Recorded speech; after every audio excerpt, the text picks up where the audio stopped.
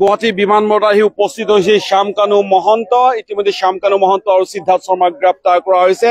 দিল্লী বিমানবন্দৰৰ পৰা গ্ৰেপ্তাৰ কৰা হৈছে শ্যামকানু মহন্তক আৰু গুৰগাঁৱৰ পৰা গ্ৰেপ্তাৰ কৰা হৈছে সিদ্ধাৰ্থ শৰ্মাক। শ্যামকানু মহন্তৰ যিখন বিমানেৰে শ্যামকানু মহন্ত আহি গুৱাহাটী বিমানবন্দৰত উপস্থিত হৈছেহি, এয়াৰ ইণ্ডিয়াৰ এখন বিমানেৰে আহি উপস্থিত হৈছেহি আৰু এই মুহূৰ্তত শ্যামকানু মহন্তক যিখন কাৰ্গো গেট আছে সেই কাৰ্গো গেটেৰে বাহিৰলৈ উলিয়াই অনা হ'ব আৰু ইয়াৰ পৰা উলুবাৰীস্থিত CIDৰ কাৰ্যালয়ত লৈ যোৱা হ'ব। শ্যামকানু মহন্ত প্ৰায় 13টা দিনৰ অন্তত শ্যামকানু মহন্ত আহি ইতিমধ্যে শ্যামকানু মহন্তক গ্ৰেপ্তাৰ কৰা হৈছে। দিল্লী বিমানবন্দৰৰ পৰা গ্ৰেপ্তাৰ কৰা হৈছে শ্যামকানু মহন্তক। প্ৰশ্ন উত্থাপন হৈছে, ইয়াক গ্ৰেপ্তাৰ নে আত্মসমৰ্পণ?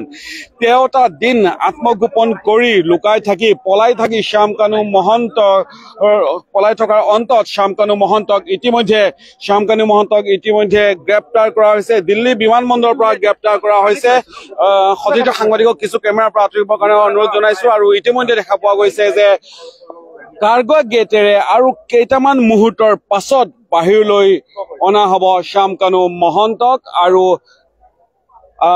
যি নিৰাপত্তা ব্যৱস্থা অত্যন্ত কটকটীয়া কৰি তোলা হৈছে। নিৰাপত্তা ব্যৱস্থা CIFৰ জোৱান, CISFৰ জোৱান, SSB জোৱানসকল, CRPFৰ জোৱান, অসম আৰক্ষীৰ জোৱানসকল মোতায়েন কৰা হৈছে যাতে কোনো ধৰণৰ অপ্ৰীতিকৰ ঘটনা সংঘটিত নহয়। আমি আপোনালোকক দেখুৱাই আছো এই দৃশ্য, গুৱাহাটী বিমানবন্দৰৰ দৃশ্য। এয়াৰ ইণ্ডিয়াৰ এখন বিমানেৰে কিছু সময় পূৰ্বে আহি গুৱাহাটী বিমানবন্দৰত আহি উপস্থিত হৈছে শ্যামকানু মহন্ত।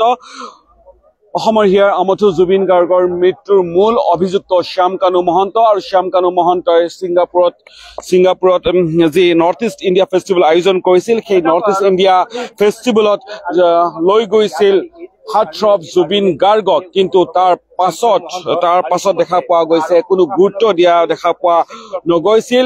শ্যামকানু মহন্তই কোৱা মতে তেওঁৰ অজ্ঞাতে জুবিন গাৰ্গ তেওঁ সাঁতুৰিবলৈ গৈছিল, কিন্তু জুবিন গাৰ্গক ছিংগাপুৰলৈ নি এনেদৰে অকলে এৰি দিয়া আৰু তাৰ পাছত যি ঘটনা সংঘটিত হ'ল তাকে লৈ 13টা দিনতো শ্যামকানু মহন্ত কোনো অনুতপ্ত হোৱা দেখা পোৱা নগ'ল। বৰঞ্চ তাৰ পৰিৱৰ্তে বিভিন্ন সময়ত তেওঁ ভাষ্য সলনি কৰাহে পৰিলক্ষিত হৈছে। 19 ছেপ্টেম্বৰ সেই অভিশপ্ত দিনটোত হৈছিল সেই কোনেও নভবা সেই ঘটনাটো সংঘটিত হৈছিল। অসমৰ ৰাইজে অসমৰ হিয়াৰ আমঠু জুবিন গাৰ্গক হেৰুৱাইছিল। ছিংগাপুৰলৈ নৰ্থ ইষ্ট ইণ্ডিয়া ফেষ্টিভেলত মাতি নি এলাগী কৰিছিল শ্যামকানু মহন্ত। আমি ইতিমধ্যে দেখুৱাইছো নিৰাপত্তাৰক্ষীৰ এক বেষ্টনীৰ মাজতে শ্যামকানু মহন্তক লৈ অনা হৈছে। আমি দেখুৱাইছো এই মুহূৰ্তত কেইবাখনো এক প্ৰকাৰ ক'বলৈ গ'লে CIDৰ দুগৰাকী বিষয়াই গৈ পেলাই আনিছিল শ্যামকানু মহন্তক। আমি আপোনালোকক দেখুৱাইছো এই মুহূৰ্তৰ দৃশ্য দেখুৱাইছো। ইতিমধ্যে গুৱাহাটী বিমানবন্দৰৰ কাৰ্গো গেটেৰে শ্যামকানু মহন্তক বাহিৰলৈ লৈ অনা হৈছে। আমি আপোনালোকক দেখুৱাইছো এই মুহূৰ্তত ইয়াতে শ্যামকানু মহন্তক লৈ অনা হৈছে। নিৰাপত্তাৰক্ষীৰ বেষ্টনীৰ মাজেৰে শ্যামকানু মহন্তক লৈ অনা হৈছে। শ্যামকানু মহন্তক আমি আপোনালোকক দেখুৱাম। এই শ্যামকানু মহন্তক এইখন গাড়ীৰে শ্যামকানু মহন্তক লৈ যোৱা হৈছে। কটকটীয়া নিৰাপত্তা ব্যৱস্থাৰ মাজেৰে শ্যামকানু মহন্তক লৈ যোৱা হৈছে। আৰু এয়া গুৱাহাটী বিমানবন্দৰৰ পৰা উলিয়াই নিয়া হৈছে শ্যামকানু মহন্তক। দিল্লী বিমানবন্দৰত গ্ৰেপ্তাৰ কৰা হৈছে। শ্যামকানু মহন্তৰ লগত সিদ্ধাৰ্থ শৰ্মা আছে নে নাই এই মুহূৰ্তত স্পষ্ট হোৱা নাই, কিন্তু এইখিনিতে ক'ব লাগিব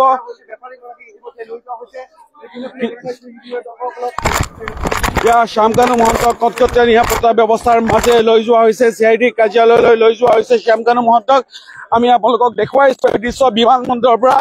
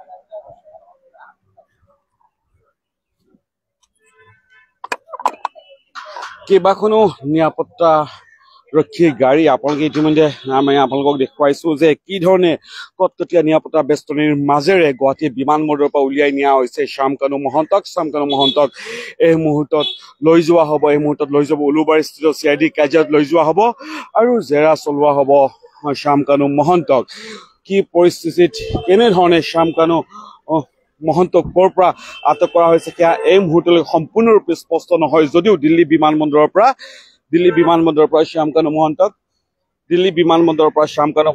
ইতিমধ্যে গ্ৰেপ্তাৰ কৰা বুলি আমি খবৰ পাইছো কিন্তু প্ৰশ্ন উত্থাপন হৈছে সেয়া গ্ৰেপ্তাৰ নে আত্মসমৰ্পণ সেয়া কিন্তু পৰৱৰ্তী সময়তে লক্ষণীয় হ'ব।